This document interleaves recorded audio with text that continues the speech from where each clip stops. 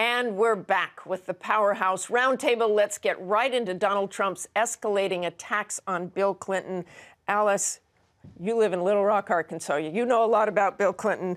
Is it fair to go after him that way? Well, here's the question is, I live across town from the Clinton Library, filled with volumes of his history as a great economic leader of this country and bipartisanship.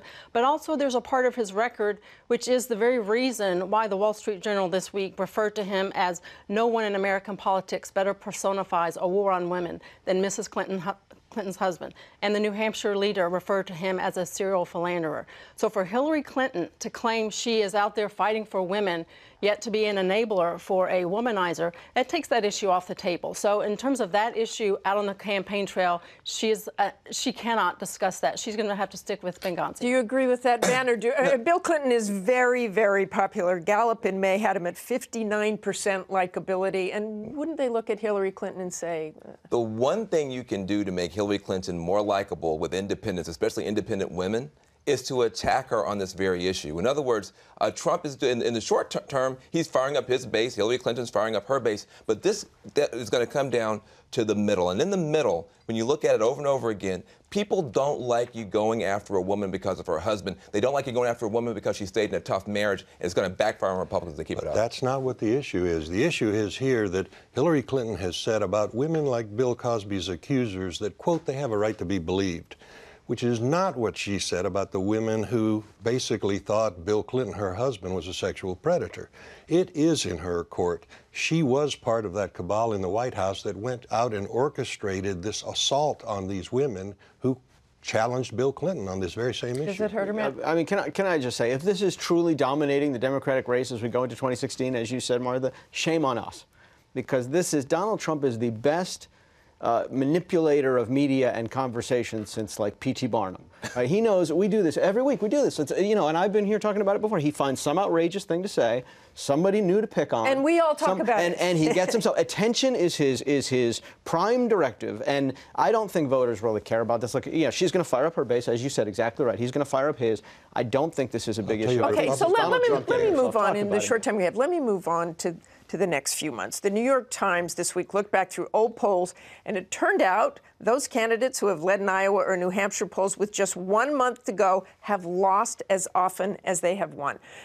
So any predictions of a shakeup? I want to start with you, Matt. Just look at the races and what you think we'll see in the next couple of months. Well, I would never make a prediction right now. We would never expect that. No, I wouldn't at this point. I don't want you to predict the outcome. No, I get you. I want you to tell us what's going to happen. I was there, you know, in Iowa this week. I can tell you that it's cold, and I predict it will stay that way. And I think this is a very fluid race to me still. Now, maybe not. I mean, Alex and I were talking earlier. I think that, you know, one of the key numbers here is no matter how you divide it up, no matter where the polling's been, 60+% of the Republican electorate has identified with an extreme outsider like a Ted Cruz or a Donald Trump or Ben Carson. And that tells you that maybe it doesn't matter how this thing shakes out in the end. You know, the governing wing of the party, even if they congeal around a candidate, might not have the support. But I think that's still very fluid. I think Chris Christie's very much in play in New Hampshire and actually getting big crowds in Iowa. Marco Rubio's still doing quite well.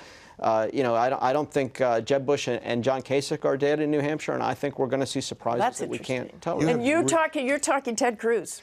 You really encouraged me. You've told me that a candidate leading a month out doesn't win. Gosh, I hope that's right about Ted Cruz in Iowa. But right now, I'd say Ted Cruz does win Iowa. There's a chance that Donald Trump slightly underperforms because he is doing worse in early states than he is nationally. And usually it's kind of a tell that as you get closer to picking a real president, maybe he's not the guy you want in the big chair.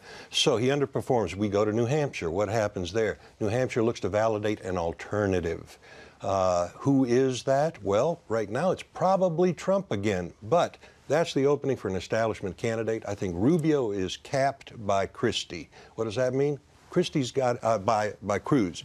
Christie's got a lane. If Christie can gel in New Hampshire, that could be the three-way race you're talking about. Well, Rubio had a lot of media energy this week, emerging as the establishment candidate to beat, or as Politico put it, establishment rivals rip into Rubio. But some reality checks, too. You had David Axelrod tweeting, but where does he win?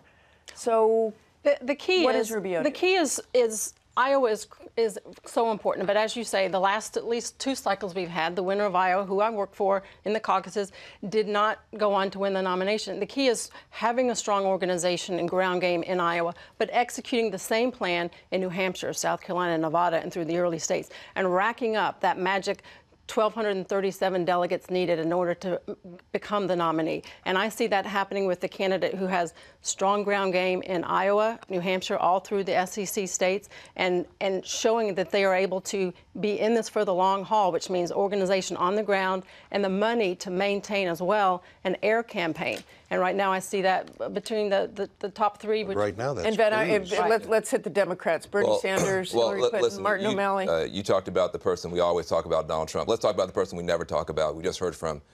Bernie Sanders has incredible momentum. He's had almost a media blackout. I mean, he's almost never the subject of the main conversation. But out in the country, you see a lot of Bernie Sanders support. He got more contributions, individual donors, than anybody in American history. That by itself lets you know something's going on.